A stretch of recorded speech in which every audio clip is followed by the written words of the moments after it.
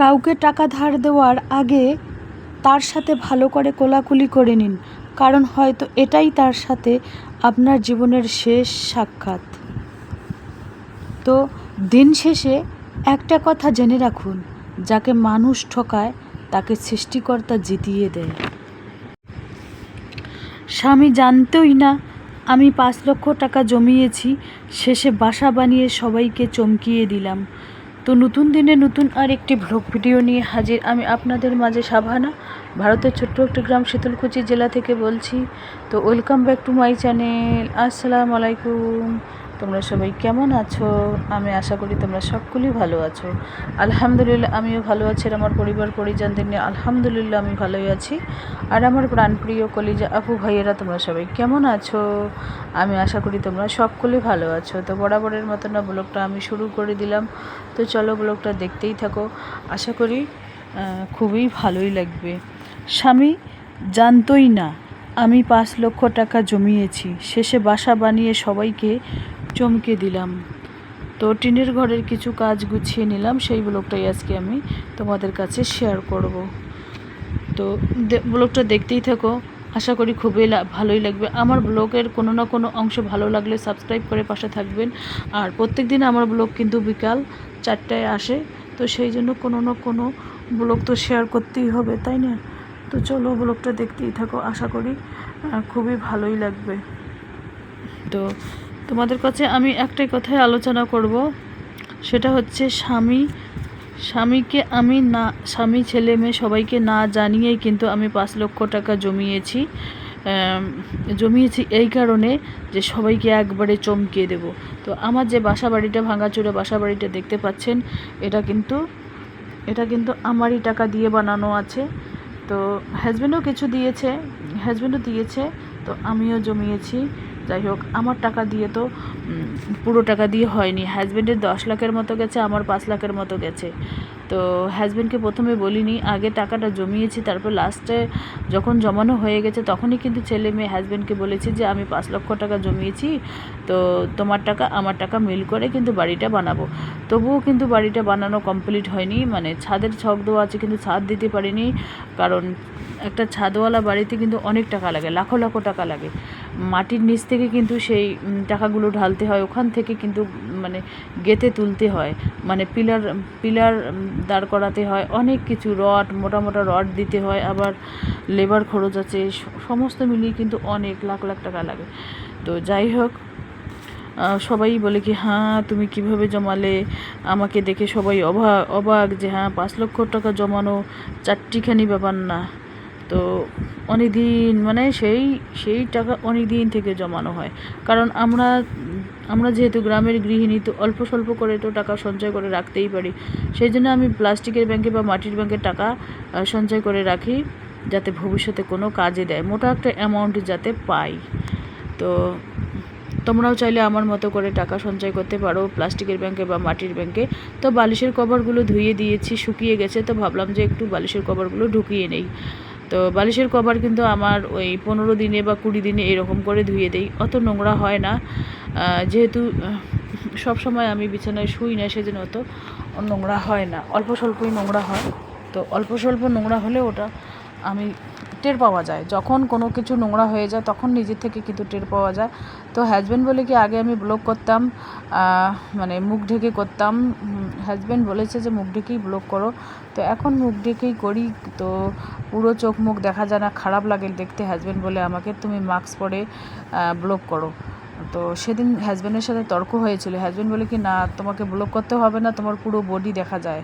তা আমি বললাম কি আমার পুরো বডি তো ঢাকা থাকে, তো দেখবে কিভাবে লোকে। তো বলে কি তুমি অনেক ঝগড়া তর্ক হওয়ার পর, তো আমি বললাম ঠিক আছে, আমার তো টাইম পাস হয় না, আমি এভাবে টাইম পাস করি, আমার টাকা ইনকাম হোক আর না হোক সেটা বড় কথা না, আমার টাইম পাস হয়। একটাই জিনিস এখান থেকে শিখেছি আমি ইউটিউবে এসে, কিভাবে সাজিয়ে গুজিয়ে ঘর দুয়ার রাখতে হয় বা মোছামুছি করে পরিষ্কার রাখতে হয়, সেটাই আমি ইউটিউব থেকে শিখেছি, বড় বড় আপুদের কাছে শিখেছি। আমি এটা ছাড়তে পারবো না। আমি ইউটিউবকে ভালোবেসে ফেলেছি। তুমি ঠিক আছে আমাকে করতে না দাও, আমার 3টে চ্যানেল আছে, 3টায় ব্লগ মেরে দাও, হাজব্যান্ডকে বলেছি। আর তুমি যেখানে যাবে আমি তোমার সাথে চলে যাব, কারণ আমি একা থাকবো না, আমাকে একা ভালো লাগে না। একা থাকতে গেলে যে কোনো একটা নেশা নিয়ে থাকতে হয়, যে কোনো একটা ব্যস্তময় জীবন নিয়ে বাঁচতে হয়।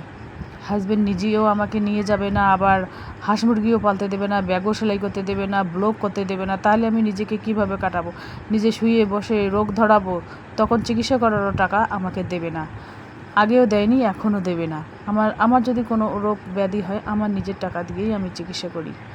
আমি হাজব্যান্ডের আশা করি না, চাইলেও দেয় না, তো আশাই করি না, সেই জন্য আর কি বলবো। আর অনেক অনেক কিছু কথা মনের মধ্যে আছে, এতগুলো কথা বলানো সম্ভব না ব্লকের মধ্যে, তাহলে একেবারে ঝগড়াঝাটি লেগে যাবে।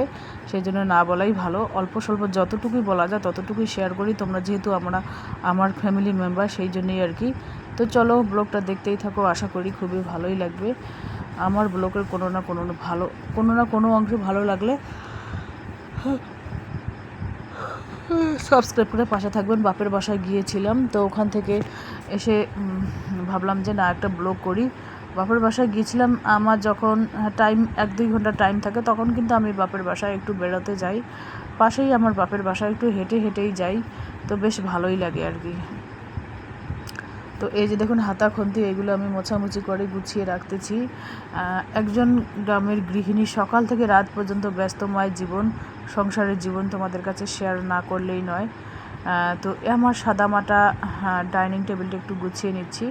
আমি প্রত্যেক দিনে বাসন মেজে ঝুড়িতে এনে কিন্তু এখানে উবুড় করে রাখি। এখানে একটা শুকনো কাপড় বিছিয়ে দিয়েছি যাতে পানিগুলো নিংড়ে যায়। আর বড় বড় যেগুলো বাসন সেগুলো কিন্তু আমি একটা স্টিলের ঝুড়ি আছে সেখানে রেখে দেই, যাতে পানি নিংড়ে যায়, ওখান থেকে জিনিস আনতে সুবিধা হয় আর কি। তো যাই হোক, চলো এবার আমি ডাইনিং টেবিলটা একটু মুছে নেব। এটা কিন্তু ভাত খাওয়া টেবিল ছিল, তো আমি এটা টেবিল বানিয়ে নিয়েছি। যেহেতু জায়গা নেই, ভাত খাবার মতো সেই জায়গা নেই, পরিস্থিতি নেই, সেই জন্য ডাইনিং টেবিলটাকে আমি টেবিল বানিয়ে ফেলেছি। এখানে মোবাইল টোবাইল চার্জে দেওয়া হয় বা এই সমস্ত জিনিস রেখেছি। এগুলো মানে জরুরি জিনিস, যেগুলো জরুরি জিনিস থাকে সেগুলো কিন্তু আমি রাখি।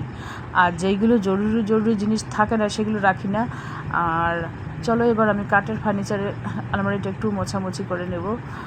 কাঠের ফার্নিচারের আলমারিটা যদি এভাবে মোছামুছি প্রত্যেক দিনই একবার হলেও করা যায়, তাহলে কিন্তু সহজে ডিপ ক্লিন করার কোনো প্রশ্নই ওঠে না। তো এই ওয়ার্ডরোবটা নিয়েছি আমি 16,000 টাকা দিয়ে। তো এই ওয়ার্ডরোবের না 2টা লক বন্ধ হয়ে গেছে, আলমারিটা বন্ধ, খোলাই থাকে, বন্ধ হয় না। এটা ঠিক করে নিতে হবে আর কি। তো চলো আজকের ব্লগ এ পর্যন্তই। ততক্ষণ তোমরা সবাই সুস্থ থাকো, সাবধানে থাকো, টাটা, আল্লাহ হাফেজ।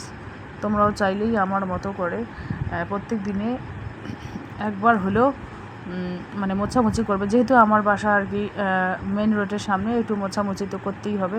আর এই যে দেখুন টাকা, আর এখানে ভাত বসিয়ে দিয়েছি আমি।